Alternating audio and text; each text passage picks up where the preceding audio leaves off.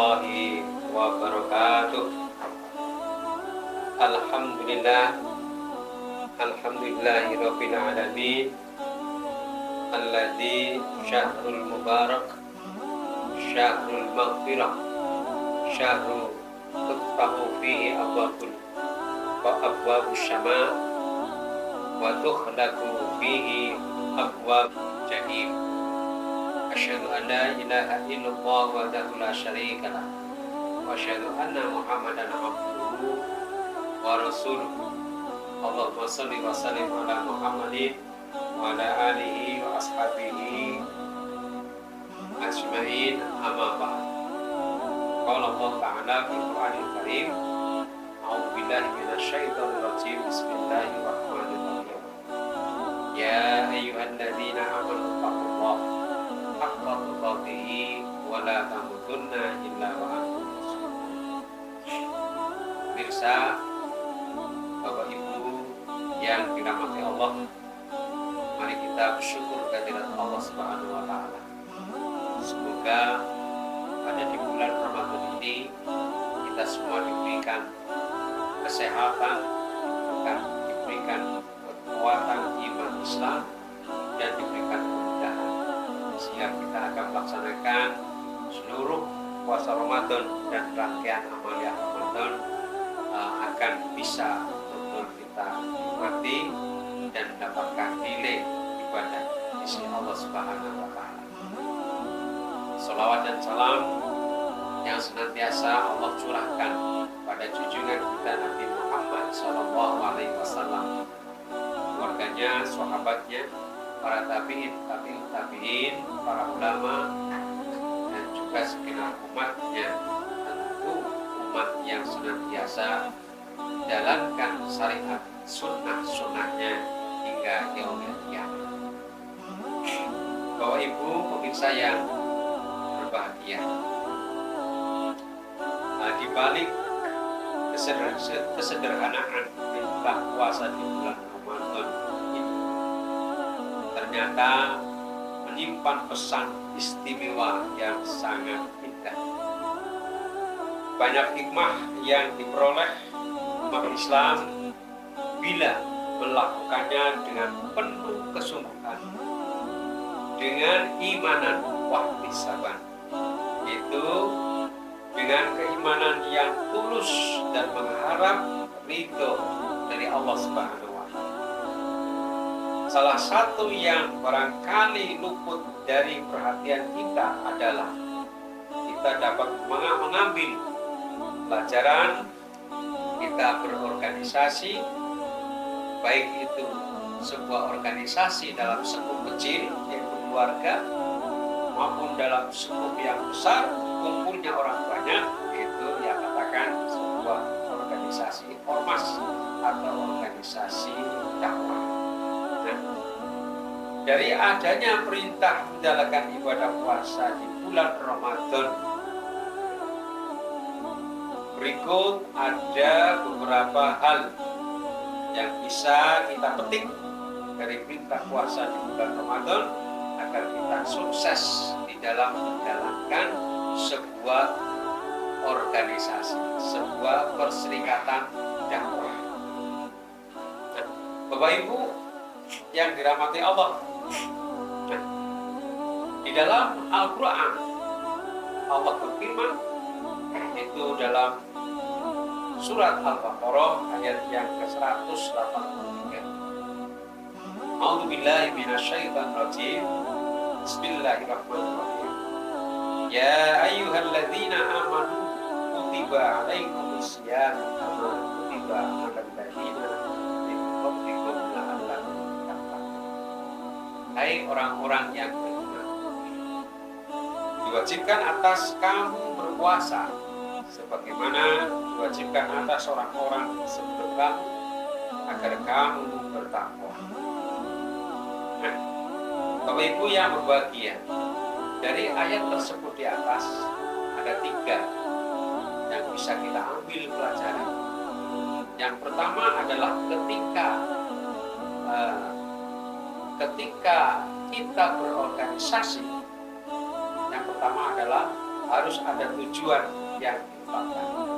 Nah, dalam Al-Quran surat Al-Baqarah 183, yaitu dalam ayat itu jelas bahwa tujuan akhir dari puasa di bulan Ramadan yaitu adalah agar menjadi orang-orang yang bertakwa. Nah, hal ini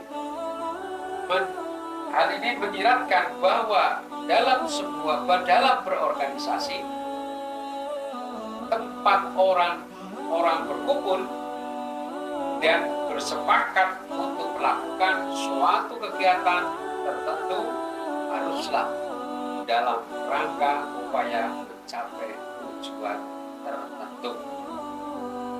Tidak mungkin orang membuat sebuah perkumpulan atau sebuah organisasi kalau tidak ada ending akhir tujuan tertentu yang dicapai.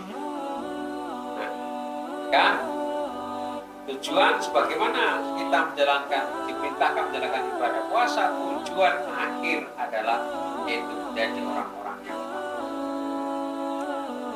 Kemudian pelajaran yang kedua yang bisa kita ambil dari ayat tersebut di atas adalah ketika kita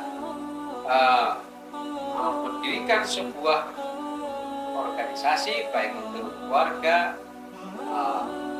organisasi ormas, organisasi dakwah, maka yang kedua ini ambil pelajaran dari ayat tersebut di atas, harus memiliki program yang jelas. Allah memerintahkan orang-orang beriman untuk berpuasa. Ayat ini menjelaskan bahwa untuk mencapai tujuan menjadi orang yang bertakwa harus ada usaha, harus ada ikhtiar atau program yang dilakukan, yaitu puasa secara rinci. Penjelasannya mengenai puasa diuraikan dalam hadis yang disampaikan oleh Nabi Muhammad SAW. Program yang jelas di sini maksudnya adalah misalnya bahwa puasa yang diwajibkan adalah puasa di bulan Ramadan, yaitu tidak makan, tidak minum. Yang diwajibkan tidak makan, tidak minum, dan melakukan hal-hal lain yang membatalkan puasa. Dari fajar matahari hingga terbenamnya matahari. Kenapa? Tanpa program kerja yang jelas dan secara rinci, maka tujuan berorganisasi akan sulit untuk tercapai tujuan. Gagal. Bapak Ibu, pemirsa yang dirahmati Allah.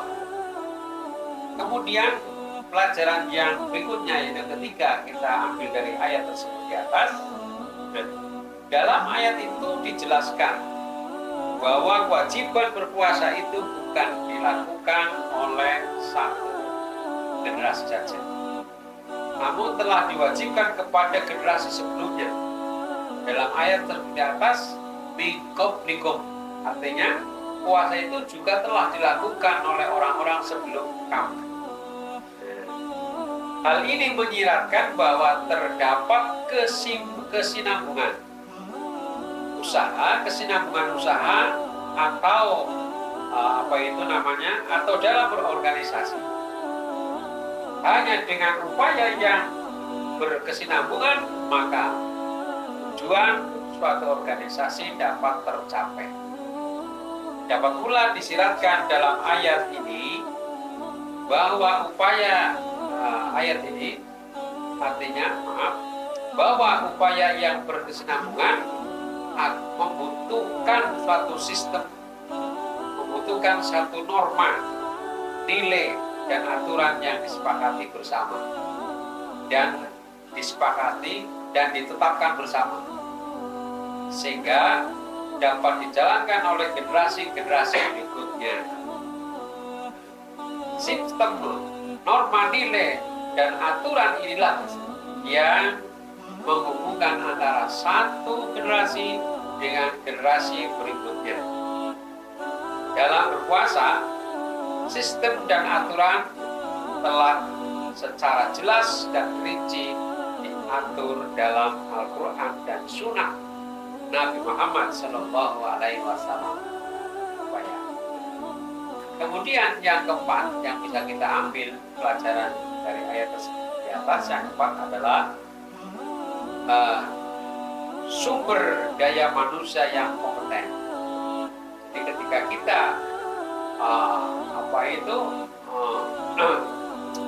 menghidupkan organisasi, kita harus memiliki sumber daya manusia yang berkompeten. Kewajiban berpuasa sebagaimana diperintahkan Allah di dalam Al-Quran surat Al-Baqarah 183 tersebut adalah ditujukan hanya kepada orang-orang yang beriman, bukan kepada seluruh umat manusia, bukan juga pula kepada kaum muslimin. Karena banyak orang Islam belum tentu dia beriman atau imannya bergerak. Maka hal ini menunjukkan bahwa kapasitas manusia yang mampu melaksanakan perintah puasa ini hanya dimiliki oleh orang-orang yang beriman saja. Kalau mungkin orang yang tidak beriman, sungguhnya mereka bisa melaksanakan puasa Ramadan, tapi bisa jadi niatan-niatan mereka berbeda. Nah, dari sini kita bisa mengambil pelajaran bahwa dalam sebuah organisasi, pelaksanaan pekerjaan harus dilakukan oleh orang-orang yang diyakini memiliki kompetensi dan kapabilitas yang memadai sesuai dengan tugas dan jabatan yang diembannya. Jadi tidak asal pilih, tidak asal comot, apalagi karbitan. Nah, itu harus betul-betul dia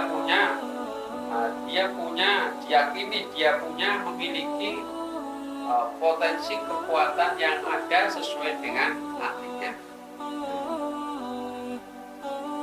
Bapak Ibu jamaah yang berbahagia, penunjukan sumber daya manusia yang keliru, sekali lagi, karena penunjukan sumber daya manusia yang keliru hanya akan mengakibatkan pekerjaan menjadi terbengkelai dan pada akhirnya tujuan organisasi itu tidak tercapai. Mungkin bisa jadi jalan, tapi hasilnya pun ya asal-asalan, tidak berkualitas, atau mungkin penuh dengan masalah, penuh dengan kegaduhan dan lain sebagainya. Nah,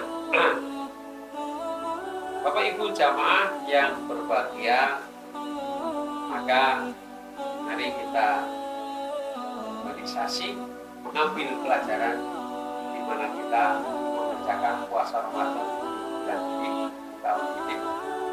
Semoga bisa kita ambil pelajaran untuk kita berorganisasi, terutama dalam organisasi Perserikatan Dakwah kita itu Muhammadiyah. Demikian sekelumit pelajaran yang dapat kita petik dari bulan Ramadan tahun ini, dan yang pasti jika kita mengkaji lebih dalam lagi kebaikan-kebaikan di bulan suci Ramadan ini, tentu kita akan menemukan banyak sekali hikmah yang dapat dijadikan sebagai pembelajaran, baik yang bersifat ukhrawi maupun yang bersifat seperti berorganisasi ini. Nah, Bapak Ibu pemirsa yang dirahmati Allah Subhanahu wa taala, saja yang bisa saya sampaikan. ambil pelajaran dari satu ayat Al-Baqarah surat 103 ini, organisasi kita, perserikatan kita tetap jalan dengan baik, ya, insya Allah terus turun dari generasi sampai ke generasi berikutnya hingga yaumil qiyamah. Demikian kurang lebihnya mohon maaf. Billahi taufiq wal hidayah. Wassalamualaikum warahmatullahi wabarakatuh.